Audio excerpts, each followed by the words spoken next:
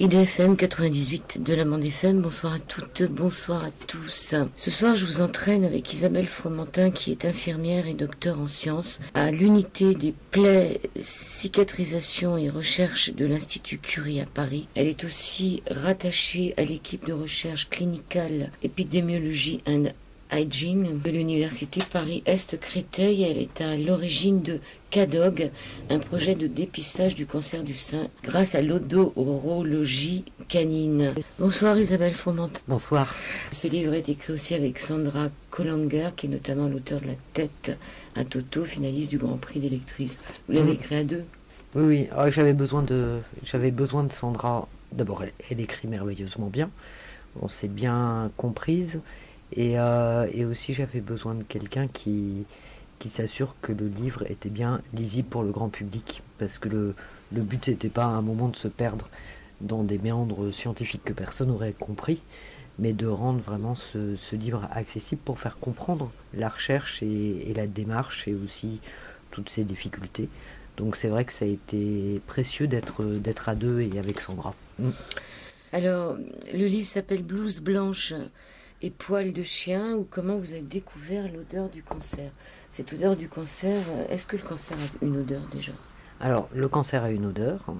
Beaucoup d'équipes maintenant travaillent dessus, soit en chimie, soit avec les chiens.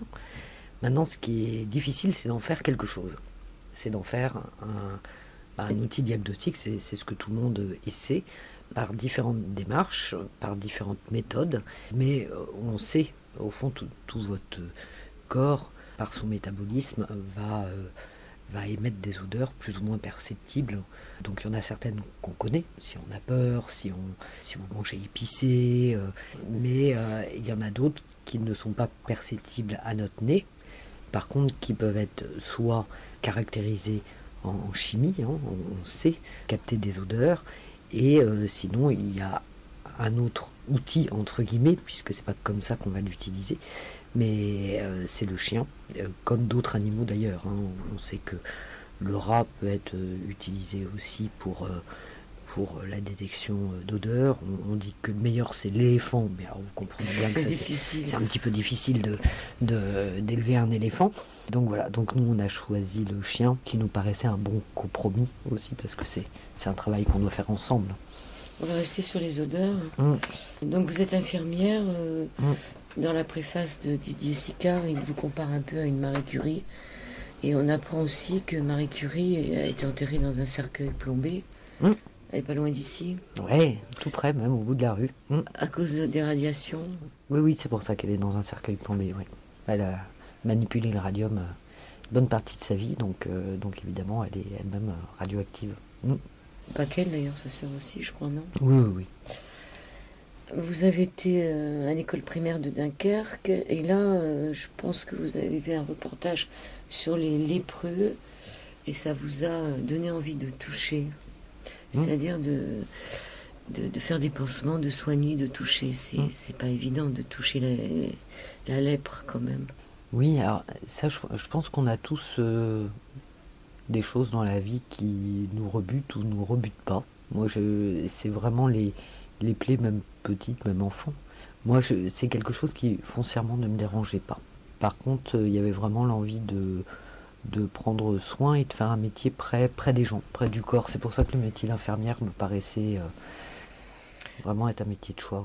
Après, vous partez à Strasbourg, vous êtes dans une école Notre-Dame de Sion, et là, vous rencontrez pas n'importe qui. Sœur Emmanuelle, oui, qui est une sœur de Sion, donc qui revenait quelquefois dans sa communauté et qui en profitait pour expliquer ce qu'elle faisait à des élèves. Vous voyez, moi j'étais dans une école privée, plutôt je pense privilégiée, donc c'était une grande chance de pouvoir écouter des personnes comme elle. Et vous avez le culot d'aller lui parler? Oui. Ouais, j'étais assez fasciné. Je pense que ceux qui l'ont approché ont vu d'abord c'était quelqu'un de très heureux, très drôle, avec un charisme fou, et je pense que faut se remettre dans la tête d'une petite fille de 10 ans, quoi. Je voulais être infirmière, même elle, si elle était plus dans l'éducation, tout ça faisait écho, et J'avais envie de lui dire quelque chose, j'avais envie d'un encouragement, enfin voilà, comme un enfant qui est fasciné par un personnage et du coup qui va aller vers lui. Qu'est-ce qu'elle vous dit? Ben, elle m'a vraiment pris. Alors moi je suis pas grande, hein, elle est pas grande non plus, c'est bien, on se faisait face à face. Et vraiment elle m'a pris la tête entre ses mains là. Elle était moins ridée que dans la fin de sa vie, mais elle avait déjà. Et vraiment, et ce signe d'encouragement en me prenant les mains, en me disant mais tu vas y arriver, continue ma petite. Enfin voilà, c'était quelques mots, hein, je veux dire, plein de gens voulaient la voir, elle avait vraiment autre chose à faire qu'à s'occuper de moi, mais elle a pris ces quelques secondes qui pour moi étaient importantes. Voilà. À 18 ans, vous faites une école d'infirmière et en même temps, vous devenez aide-soignante à l'Institut Curie, là où on se trouve en ce moment pour cette interview. Cet Institut Curie, vous allez la quitter un tout petit peu parce que vous partez au Togo soigner des enfants, mais finalement vous y êtes depuis vos 18 ans dans cet institut. Ouais, 19 ans, ouais ça fait 30 ans cette année. J'étais très contente, hein. La première fois que je suis venue en stage et puis ce premier job d'aide-soignante l'été pour gagner un peu de sous. Et je m'y suis sentie bien dans l'équipe, dans un établissement assez dynamique, même très dynamique. Preuve en est, c'est qu'ils m'ont permis d'évoluer. Et puis aussi, je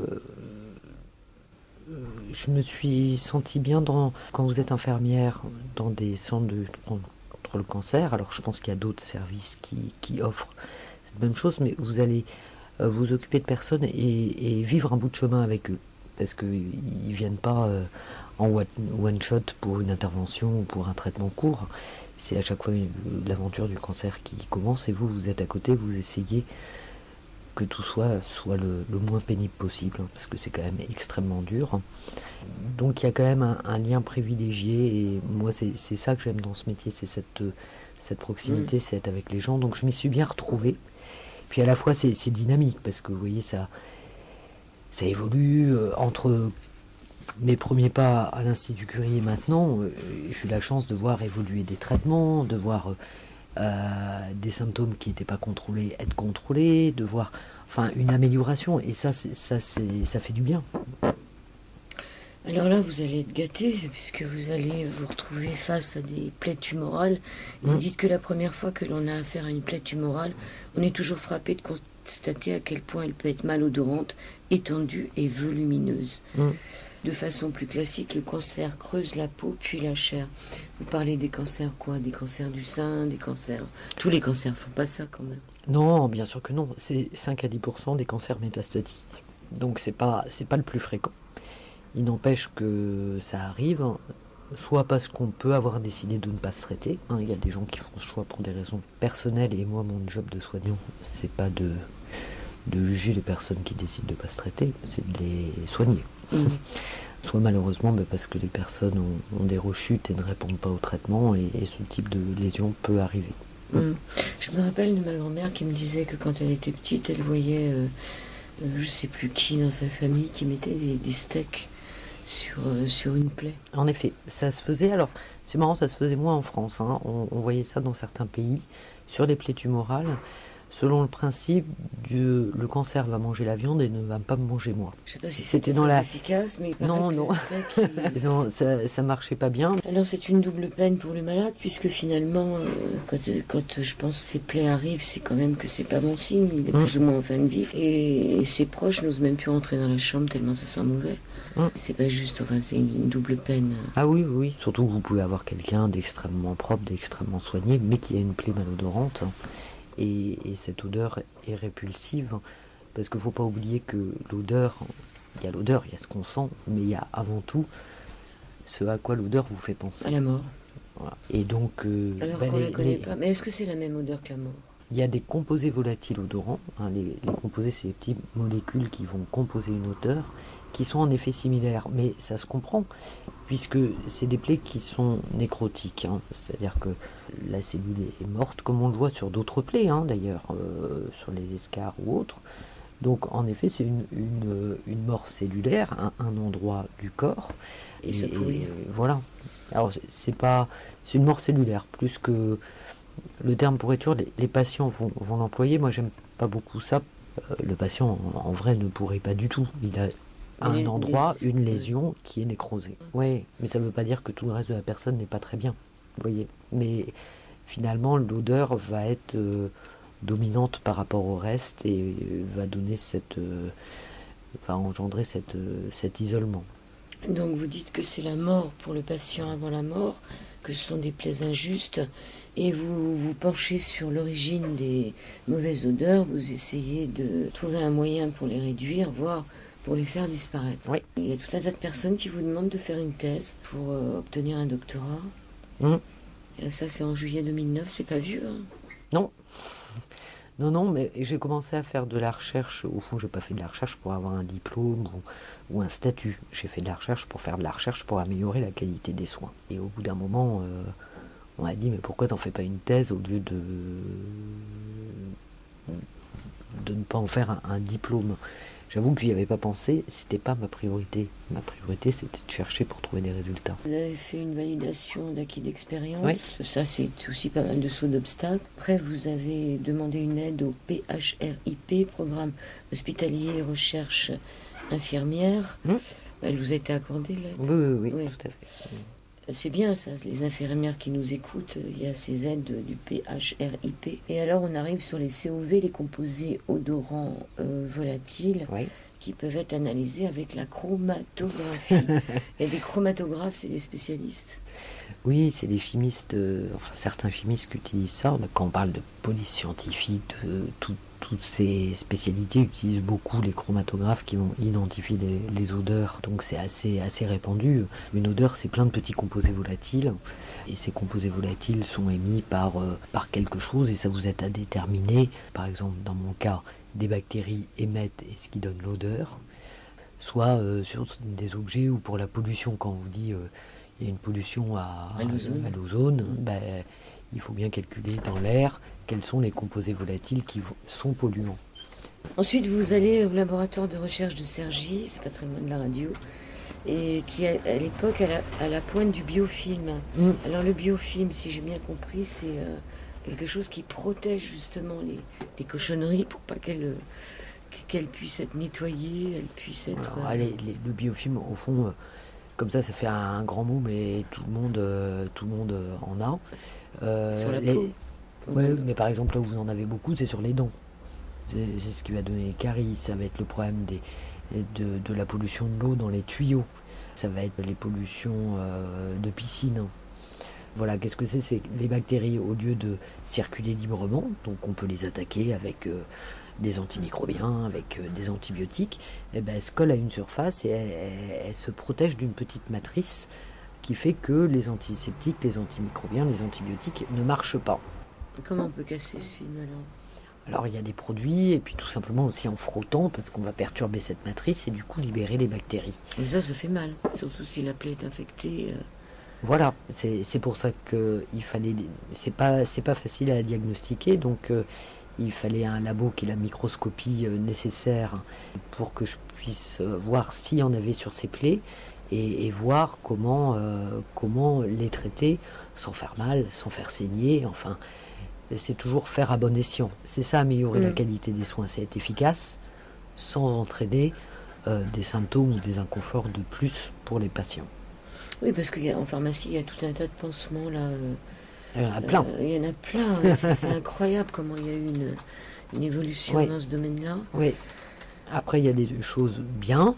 Il y a des choses bien pour le confort. Et puis après, il faut cibler pour traiter au cas par cas.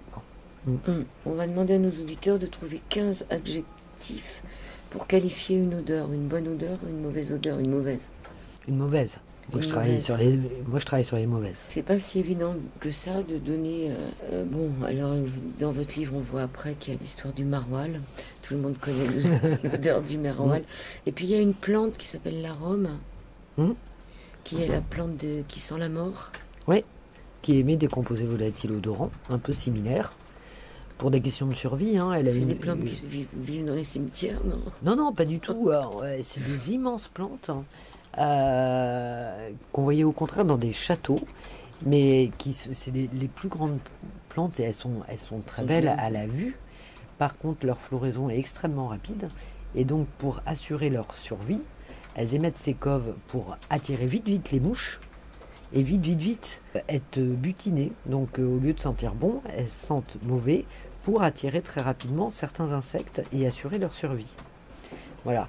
Mais bien qu'elles soient extrêmement belles, du coup quand elles sont en floraison, cette odeur et ces composés volatiles similaires à ceux des cadavres, c'est pour ça que beaucoup l'appellent fleurs de cadavres, font que personne ne peut les approcher à ce moment-là. J'ai cité cet exemple pour mettre en lien qu'on peut avoir quelque chose de très joli.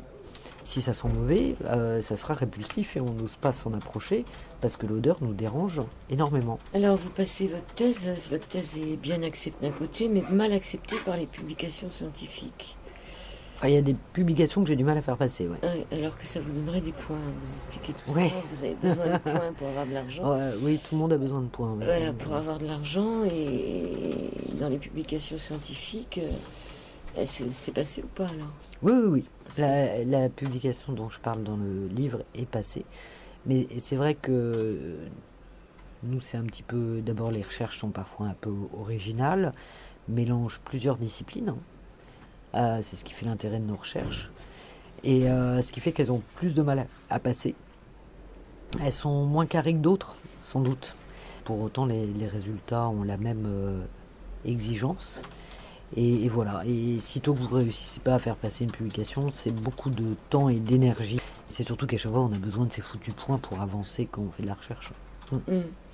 Donc vous dites que la recherche est une discipline fabuleuse qui réserve de nombreuses surprises et une joie immense lorsque l'on atteint son but. La recherche est pour moitié une recherche d'argent et la recherche est surtout une recherche de preuves. C'est pas le tout de chercher, il faut prouver. Et là, c'est pas toujours évident de prouver. À la rigueur, ça me fatigue moins d'essayer de chercher des preuves, parce que ça c'est le but. On avance une hypothèse, il faut prouver qu'elle marche et qu'elle est utile pour le patient, et ça me paraît bien normal, et c'est ce qu'on attend de nous. C'est quelquefois beaucoup plus fatigant de chercher de l'argent, parce que on préfère justement s'user la cervelle à trouver des preuves qu'à trouver de l'argent. Mais c'est comme ça. Alors vous consultez votre moteur de recherche à un moment, et puis... Vous dites, jouons un peu, quel est le point commun entre la police américaine, une plante et un fromage? Réponse, l'odeur. Et c'est là que finalement les chiens vont commencer à apparaître dans l'histoire. Parce qu'au début, ce que vous voulez simplement, c'est vous débarrasser de l'odeur, c'est-à-dire rendre les visites un peu plus agréables pour le personnel soignant et puis pour les familles et le patient lui-même. Et là, vous expliquez... Donc, pourquoi un point commun entre la police américaine, une plante et un fromage? La plante, on en a parlé un peu avant, là. L'arôme, le fromage, c'est le maroilles. Et la police américaine, c'est là où les chiens apparaissent. Oui, c'est la première rencontre avec les chiens. J'étais étonné parce que je rentre mes mots-clés sur le moteur de recherche. Et je vois apparaître des publications, je vois dog, bon, ok. Et j'y vais, et là, c'est la police américaine qui explique qu'ils se servent des chiens pour retrouver éventuellement des cadavres ou autres. Donc ce qu'on a tous vu aux infos. Voilà. Et donc évidemment c'est par l'odeur qu'ils vont découvrir ces cadavres. Donc là, ou les Saint-Bernard qui vont chercher des gens enfouis sous la neige. Et c'est exactement la même chose, sauf que là dans mathématiques, le point commun, c'était cette odeur particulière. Donc ça m'a fait une petite pause, j'ai lu les publications, et puis j'ai laissé là les chiens, et je les ai retrouvés quelques temps après, sur cette hypothèse que le cancer pouvait lui-même émettre des odeurs. Là, à nouveau, je cherche, je regarde si d'autres ont travaillé autour de cette hypothèse, et je retombe sur les chiens. Et à cette période-là, certaines personnes s'en étaient au stade d'hypothèse, relataient des expériences de personnes étant venues consulter parce que leur animal avait changé de comportement, et d'autres même qui avaient commencé à faire des premiers tests, notamment dans le cancer de la prostate, sur des urines, pour voir si les chiens étaient capables de reconnaître s'il y avait cancer ou pas cancer sur les urines. On en est vraiment juste à cette période-là, il y a quelques années, c'était des suppositions. Il n'y avait pas de travaux vraiment construits autour de ça. Donc c'est mes deux rencontres avec les chiens et à chaque fois j'ai lu parce que je trouvais ça intéressant et ça m'interrogeait moi-même. Hein. Vous vous rendez compte qu'on prend souvent des malinois et des mâles plutôt que des femelles. Il y a une discrimination chez la police et les pompiers. Puis maintenant, de moins en moins. De moins en moins. Alors le chien reconnaît par instinct ce que nous ne sommes pas encore capables d'identifier, même avec nos grosses machines. Il est plus rapide, quand vous dites qu'il reconnaît par instinct, c'est-à-dire il peut faire un diagnostic avant la machine. Alors attention, il y a machine, diagnostic et diagnostic. Là, je compare à ce moment-là au chromatographe. C'est-à-dire que beaucoup disaient « Oh, mais c'est simple, hein. Si le cancer a une odeur, il suffit de faire passer tout ça sous un chromatographe, de voir quels sont les composés volatiles et d'en faire un électronique. » Oui, dans l'idée, oui. Sauf que c'est infiniment plus compliqué que ça. Parce que c'est des odeurs de tissu extrêmement faibles et que, à ce jour, pas mal d'équipes travaillent là-dessus sur différents cancers et qu'avoir précisément la signature olfactive et en faire un outil diagnostique, pour l'instant, on n'est pas arrivé, ou du moins pas avec une sensibilité compatible avec un diagnostic de masse. Or, le chien, lui, semble pouvoir faire ce travail de nez, mais pas de nez électronique, de nez de chien. Voilà. De flair. Voilà. D'où l'idée d'éduquer des chiens là-dessus. Mais il faut qu'ils soient éduqués. On sait qu'ils peuvent y arriver. Voilà, maintenant, aujourd'hui, on compare le chien dans l'étude là qui va démarrer à la mammographie. Et là, c'est un autre souci. Alors, savoir s'il peut avant ou après, ou s'il est aussi sensible, ça, c'est l'étude clinique qui nous le dira. Je vais vous dire, nous, ce qu'on perçoit là, avec le chien, c'est que c'est un super compagnon et il sent plein de choses. Nous, les difficultés actuelles, donc après la suite du bouquin, vous l'avez déjà, c'est sa constance au chien. C'est parce qu'on a fait une preuve de concept où on a vu que oui, il pouvait le faire. Il peut le faire. Ok.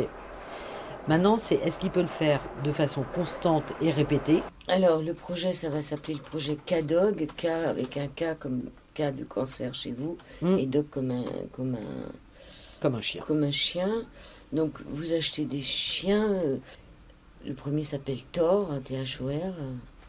Le deuxième, vous l'avez pas pu le garder. Nikios. Ah, c'est l'inverse. Ouais. C'est Nikios qui est resté. Et Thor, en effet, au bout d'un moment, il avait plus envie de travailler. Donc, à ce moment-là, vous avez deux façons de faire. Soit vous haussez le ton pour l'obliger à travailler, soit vous vous dites non quoi. Sur la durée, ça va pas le faire. C'est l'option qu'on a choisie, puisque le but c'est de faire vraiment de l'éducation sous le mode positif. Et évidemment, ces chiens ne sont pas dressés pour leur faire quelque chose sous la contrainte. Là, Nikios, qui est toujours dans le programme K-Dog et qui va démarrer l'étude clinique, quand il fait ses exercices et ses tests, il s'amuse. C'est du jeu. Il est jeune encore. Il a 5 ans. Oui. Mais Thor, on voyait que ça devenait... ça l'amusait plus, quoi. Donc, on a préféré s'en séparer plutôt que de devoir lui faire un exercice contraignant tous les jours. On reçoit des photos, il a l'air peinard. Hein. Oui, il est dans une bonne famille. Ouais. Mais donc ce projet K-Dog, ça s'était fait aussi pour s'adresser à d'autres pays qui n'ont pas forcément d'argent. Donc vous posez la question de savoir s'il faut vraiment des malinois ou s'il faut vraiment des mâles. Et si on ne peut pas prendre d'autres chiens. Il y a un moment très drôle dans le livre où vous dites franchement le teckel, non, peut-être pas. Parce que vous comparez ça à une revue comme une revue militaire, c'est sûr que si on défile avec des teckels, ça pourrait pas aller. Mais alors, vous en avez combien des chiens maintenant? 3. 3. Donc toujours Nikios, le malinois, Milou, un Springer, et Nougaro, un labrador.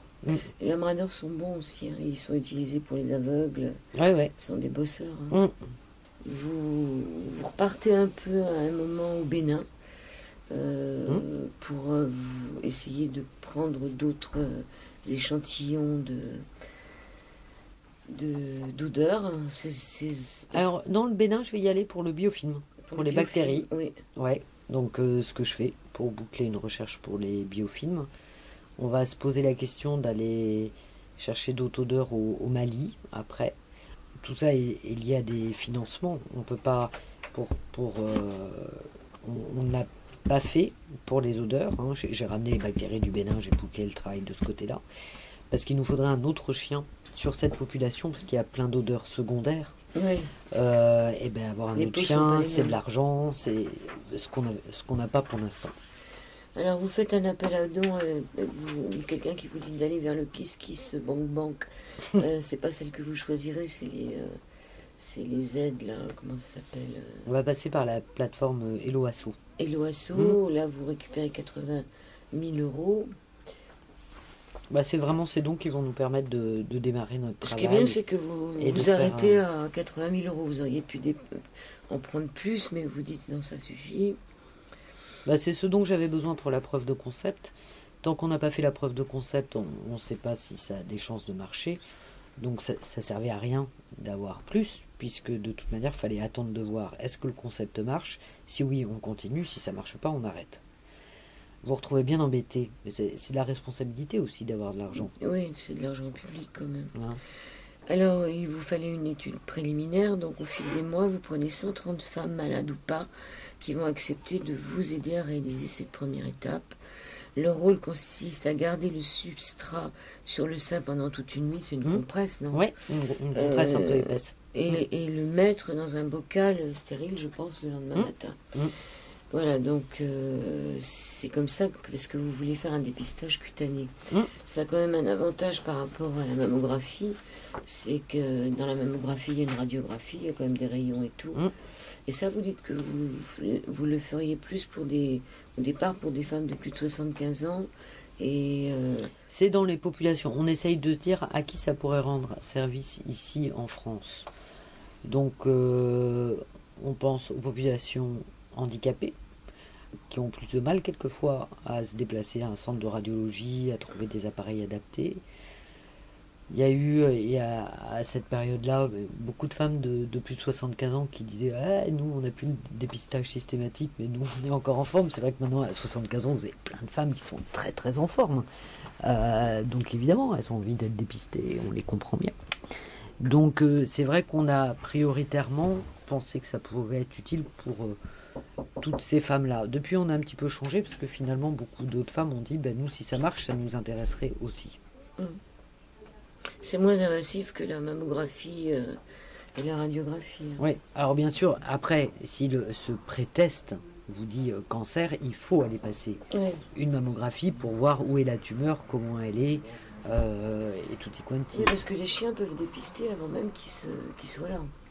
On ne sait pas. Ça, c'est l'étude clinique qu'on va faire qui va nous le dire. Alors, vous faites une grosse différence dans votre livre, c'est marrant, avec le mot absorber et le mot adsorber. C'est toujours au niveau de la compresse. Oui, quand ça absorbe, vous connaissez l'absorption, quand vous allez éponger quelque chose.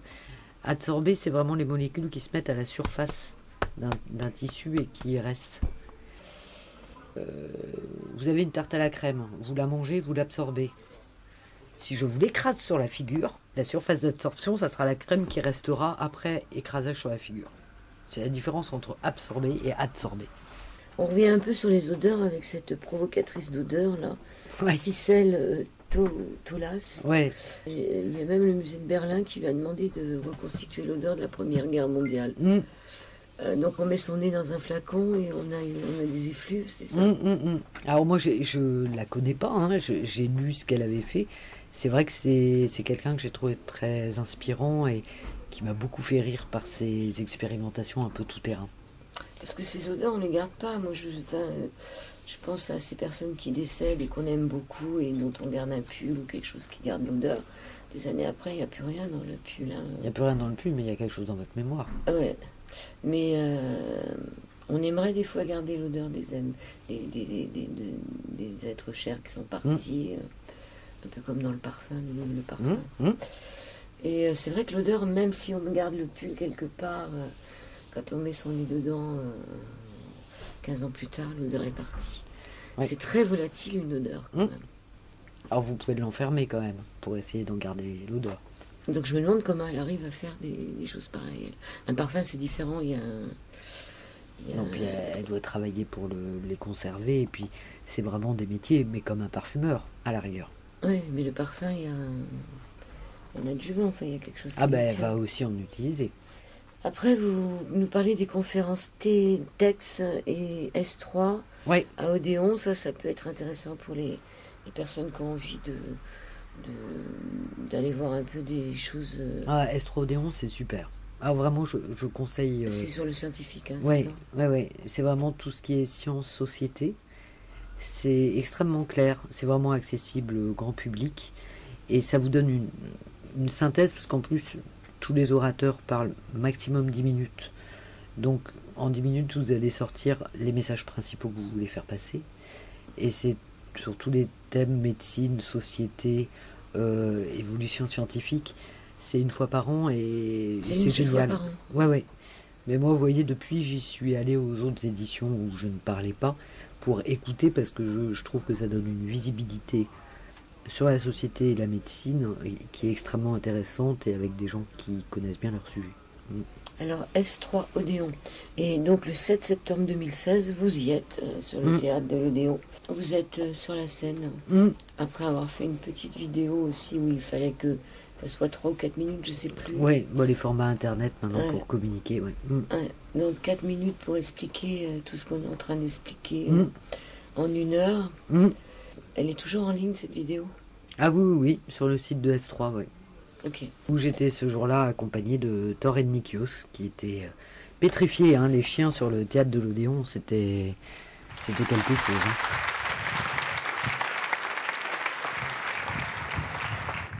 Oui, moi j'essaye de détecter le cancer avec des chiens. D'ailleurs, Thor, Nikios, ils sont jeunes. Hein. Bon, j'imagine déjà qu'il y en a dans la salle qui se demandent si c'est pas une plaisanterie et pourquoi et comment des chiens pourraient détecter le cancer, surtout quand on les voit, ils sont comme ça assez vifs. Alors je vous explique, en 2010, je cherche à comprendre pourquoi certaines plaies liées au cancer, quand la tumeur est exposée à la peau, les plaies tumorales, sentent mauvais. Pour ça, qu'est-ce que je vais faire avec des chimistes? On va analyser les odeurs. Une odeur, il y a plein de composés volatiles odorants qui la composent, comme vous le voyez sur le schéma. Chaque pic, c'est un chromatogramme, chaque pic est une odeur. Et là, à travers cette recherche, on se dit, mais toutes ces odeurs, elles sont pas liées seulement à l'empreinte odorante, à des bactéries, mais elles sont peut-être émises par la tumeur elle-même. Et en lisant dans la littérature, on s'aperçoit que des équipes travaillent déjà sur la détection des cancers par les odeurs. Ok, très bien. Ils utilisent 2 méthodes, soit des méthodes similaires à la nôtre, soit des chiens. On est en 2010, on n'en est qu'au stade d'hypothèse. Et moi, j'aurais sans doute continué ma route si Jackie, ici, qui est derrière Thor, n'avait pas laissé un mail sur le site de l'Institut Curie en demandant si quelqu'un serait intéressé à travailler avec lui sur la détection des maladies avec les chiens. Il se trouve que la personne qui reçoit les mails connaît mon travail, me fait suivre ce message et je décide d'y répondre. Et on se rencontre. Et heureusement, parce que ça a été déterminant. Il m'a très simplement expliqué, par son exercice quotidien, puisqu'il élève des chiens, il dresse des chiens, il apprend à dresser des chiens pour la détection de drogues, d'explosifs et de parasites, combien l'odorat du chien est exceptionnel. Cette rencontre était merveilleuse. Maintenant, qu'est-ce qu'on allait en faire? On s'est réunis en groupe avec les chimistes, mais aussi des pathologistes, des anesthésistes, des chirurgiens. Et on s'est dit, finalement, pourquoi ne pas faire ce que les autres n'ont pas essayé de faire? Coupler 2 méthodes, la chimie analytique et les chiens, pour essayer de faire une truffe électronique pour détecter le cancer. Alors pendant 2 ans, on a bossé vraiment comme des fous sur nos méthodes, on a fait des tests, on a rencontré des partenaires industriels et on a écrit un projet pour faire financer cette recherche à la Commission européenne et on demandait 4 millions. 4 millions d'euros, c'est beaucoup d'argent. Et puis en plus, en cours de route, on avait eu des doutes. Parce que même si le nez électronique, il est en plein essor, puisqu'il est beaucoup appliqué dans les problématiques d'environnement, on s'apercevait que ce qu'on demandait aux partenaires industriels était un peu compliqué. Là, on n'avait pas 1, 2, 3 composés bien déterminés avec des seuils, mais une grande variabilité. On est chez l'homme, on est sur du tissu humain. Grande variabilité entre les uns et les autres, avec des niveaux de seuil pas clairement définis. Donc on avait des doutes, on était un peu déçus, et c'est quelquefois dans ces périodes un peu de flop, je suis sûre que vous l'avez vécu vous aussi, que finalement on a l'évidence, on a le bon sens qui revient. Et on s'est dit en 2 ans, qu'est-ce qu'on a fait? Finalement, on est devenu un groupe avec des scientifiques, avec des cliniciens, avec des experts cynophiles. Et finalement, pourquoi pas mettre toute cette belle énergie dans la détection, dans l'otorhodologie canine pour détecter le cancer? Alors c'est moins beau, c'est moins high-tech. Il y a peut-être des gens qui vont sourire quand on va sortir nos chiens pour détecter le cancer, mais tant pis, on y va. On y va pourquoi? Parce que sans doute qu'on peut trouver comme ça une solution pas chère et fiable. Pas cher et fiable, c'est bien dans notre contexte socio-économique actuel, c'est bien pour notre société, c'est bien aussi pour ceux qui, dans des pays à faible accès aux soins, ne peuvent pas être diagnostiqués. Quand on n'est pas diagnostiqué, on n'est pas traité. Quand on n'est pas traité, on ne va pas bien et on meurt. Pourquoi aussi on s'est dit qu'on pouvait y aller? Parce qu'on avait vu qu'il n'y avait pas besoin en odorologie canine d'avoir de contact entre le chien et le patient. Les chiens vont travailler sur des compresses qui sont appliquées sur le patient, sur des tissus.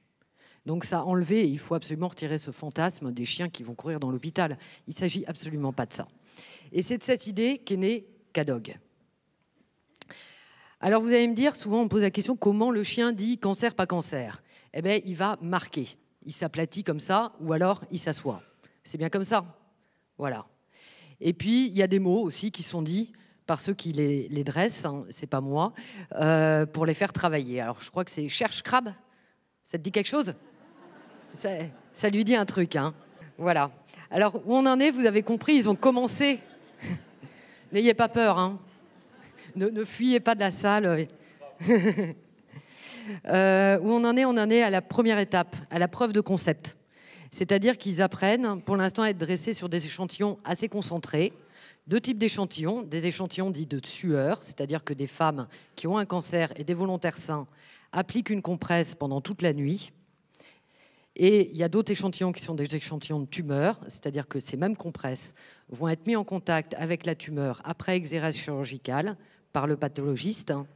Ces 2 types de compresses, on le voit, sont mis dans ces bocaux et envoyés dans le Limousin à nos chiens qui apprennent à le détecter. Et puis après, les 2 chiens, on va baisser le niveau de seuil et les 2 chiens vont bien vérifier les 2 types de prélèvements et on va voir s'ils arrivent facilement à les reconnaître.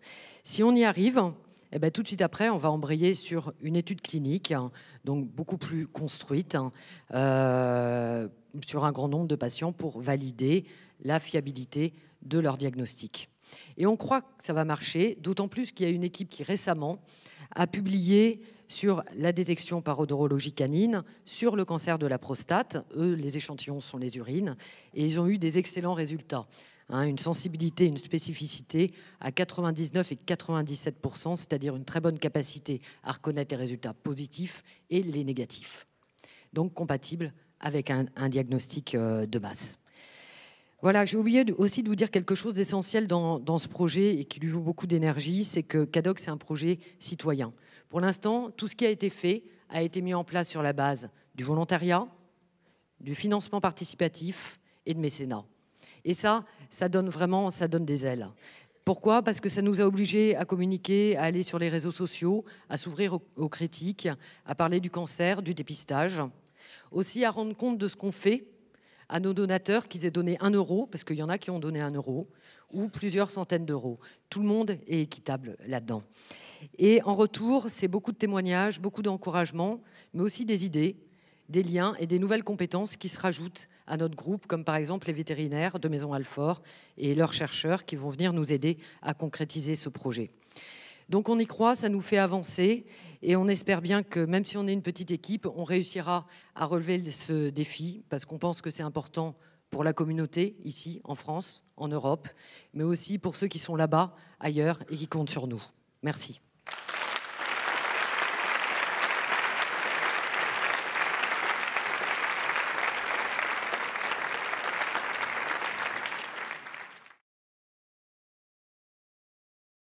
Alors vous dites qu'il ne s'agit pas de remplacer la mammographie, mais de la compléter. C'est comme un pré-test. Voilà, Cadog ne donne qu'une réponse binaire, j'ai ou je n'ai pas, alors que la mammographie et l'échographie permettent de localiser précisément la tumeur et d'en évaluer la taille.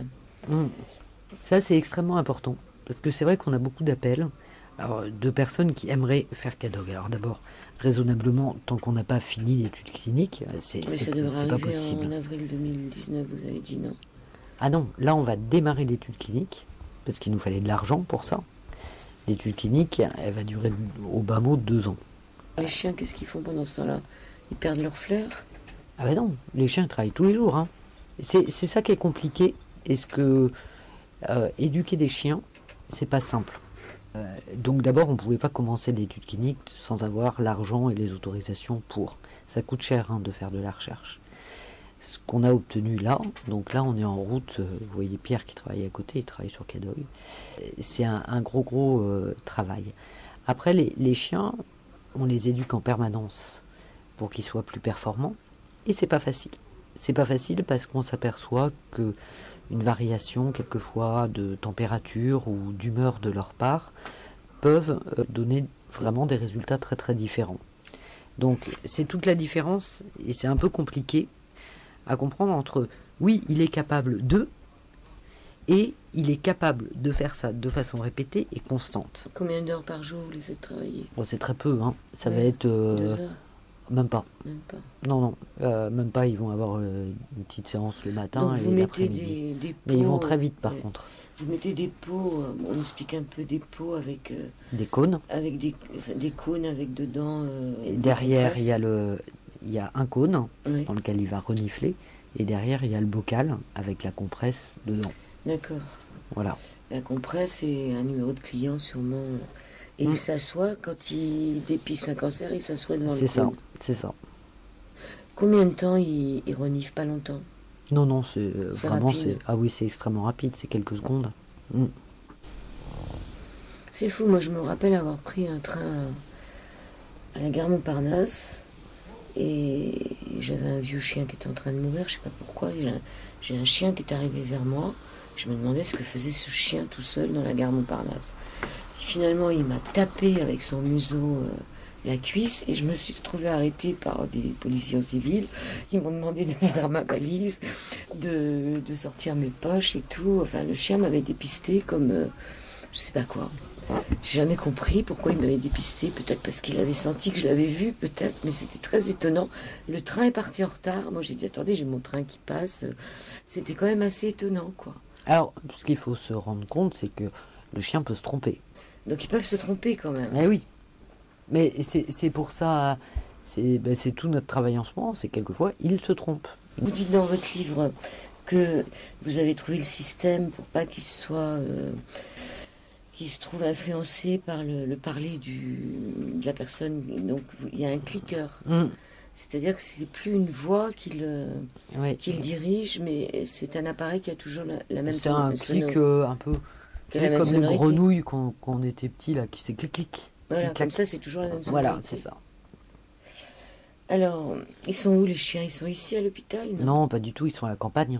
Ils sont à 30 km de Reims. Alors, comment vous faites pour... vous les ramenez? Comment ça se passe? Non, ils travaillent là-bas, tous les jours. Vous envoyez les... Non, il y a... Pas du tout. Alors, c'est pas nous qui conduisons les chiens, c'est des cynophiles et des éducateurs canins. Donc il y en a 3, chacun a un chien dont il s'occupe. Il y a une salle de travail avec les cônes, les compresses, tout ça. Et ils s'entraînent sur ce site-là. Ils seraient malheureux de venir à Paris, ils sont bien mieux à la campagne. Ils s'entraînent, mais ils donnent des résultats quand même. Oui. C'est pas des résultats qui sont anonymes. Je veux dire... on ne donne aucun résultat. Les gens qui acceptent de participer, les volontaires dont on a vraiment besoin, on ne leur donne pas de résultats. Non, mais vous savez si ce sont des malades ou pas des malades. Nous, on sait, oui. Puisqu'on les éduque, il faut bien qu'on sache pour leur dire oui, c'est ça, non, c'est pas ça. Alors, si par exemple le chien détecte un cancer sur une personne saine, qu'est-ce que vous faites? C'est pas possible, elles ont des mammographies récentes. Ouais. Donc, on sait que nos négatifs sont négatifs. Sauf si le chien peut prévoir avant même que ça se voit à la mammographie. Sauf si le chien se trompe aussi, Et ça, vous pourrez le savoir avec... avec l'étude clinique. Ils passent leurs vacances à Lava, l'aide aux vieux animaux. Les dernières fois, maintenant, ils y vont plus. Maintenant, ils sont à Chamboisy, ils sont bien. C'est une belle association, ça, Lava. Ouais. Ouais, c'est Thierry Bédossa qui est à cette association et quelqu'un de super et voilà, qui accueille beaucoup de vieux chiens, de chiens malades et il fait vraiment quelque chose de superbe là-bas. On a oublié de parler quand même de deux choses qui sont le curcuma. Ça, c'était pour les odeurs. On revient sur les odeurs. Où vous en êtes sur... Curcuma qui s'est transformé en cannelle. En cannelle, oui. Ouais. Eh ben, on est en train... Là, on travaille... on devrait avoir la nouvelle génération de prototypes là dans les semaines qui viennent. Ça, c'est ça qui doit arriver en avril, peut-être. Oui. Voilà, avril 2019. Voilà. Et donc, on est en cours de marquage CE, puisque... voilà, c'est toutes les procédures après un peu longues et un peu ingrates qui sont nécessaires avant la mise sur le marché d'un produit.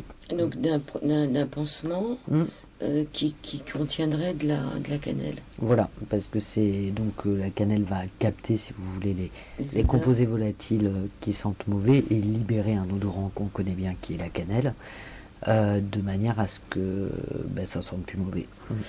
Oui, mais alors est-ce que vous n'allez pas vous retrouver écœuré par cette cannelle, finalement, si c'est qu'une odeur de cannelle qui traîne dans les couloirs?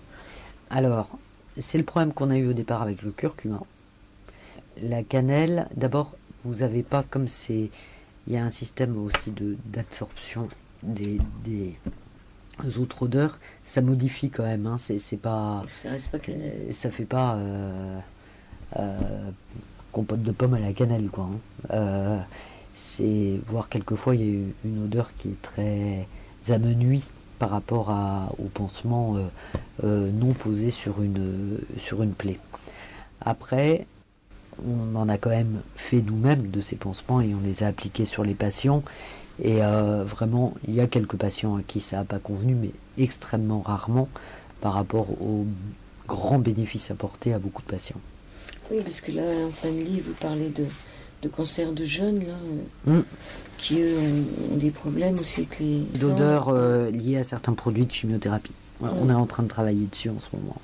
Donc en fin de livre, quand vous dites que je regarde un peu en arrière, ce n'est pas dans mon tempérament et de surcroît, je n'en ai pas le temps. Cependant, si je dois m'asseoir 5 minutes et faire le point sur le chemin parcouru depuis 9 ans, je dirais qu'il est plus long, plus escarpé et surtout plus beau que prévu. Si l'on vous avait dit, le jour où vous avez commencé votre thèse, que cette histoire d'odeur vous mènerait au dépistage du cancer du sein par l'odorat des chiens, vous ne l'auriez jamais cru.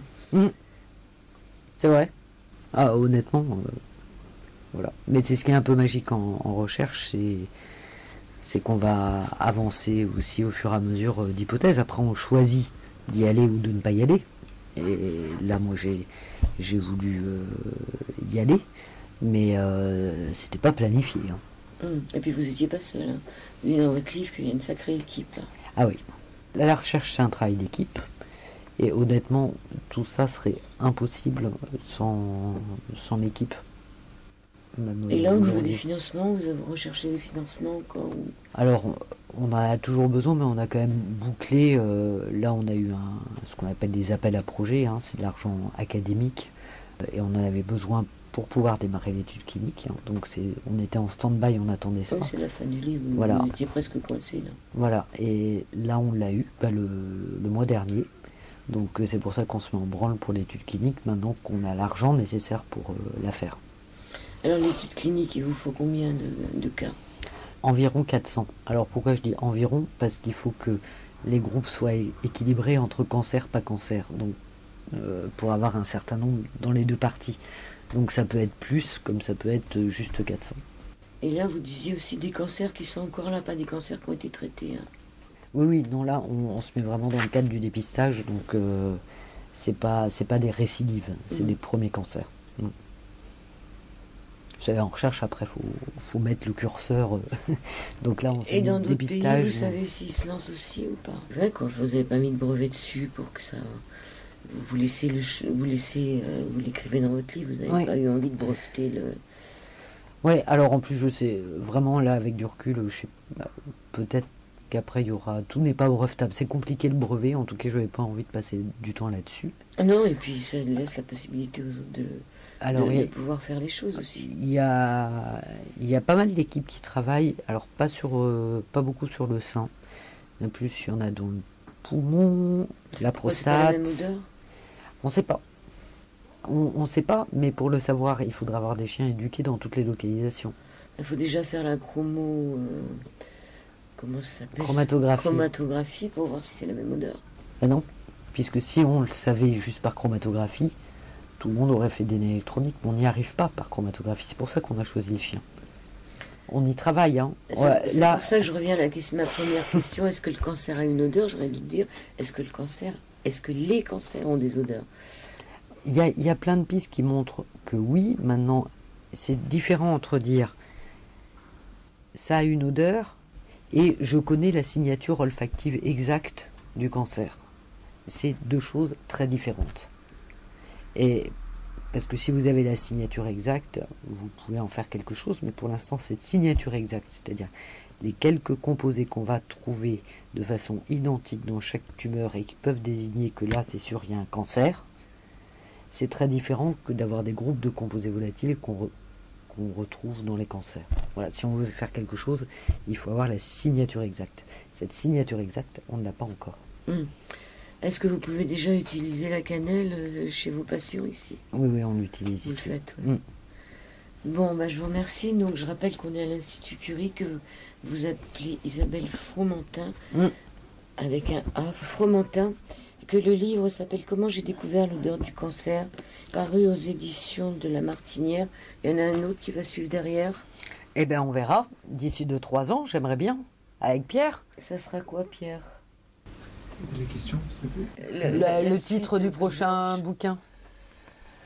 On aura beaucoup de choses à raconter, on a beaucoup de sujets. Il y aura beaucoup de choses. Ça sera toujours sur blouse blanche et poils de chien, ou ça sera plus sur... Ce sera épices, cannelle, frisottis. C'est quoi les frisottis ? C'est en référence à mes frisettes, je pense. Ah d'accord. Ce sera quelque chose comme ça. Et vous êtes informaticien, vous, finalement, non ? Absolument pas. Non, moi je suis plus physicien, biophysicien. Il en a fallu du monde. Vous faites une liste des personnes qui ont travaillé sur cette histoire. J'invite vraiment les auditeurs à lire le livre pour voir à quel point c'est pas si facile que ça. Mais vous êtes tenace, en tout cas. Merci. Merci beaucoup, Isabelle Fromentin. Merci à Pierre. Et merci à vous aussi. Et peut-être dans 3 ans, on ne sait jamais. Oui, avec plaisir. Merci beaucoup.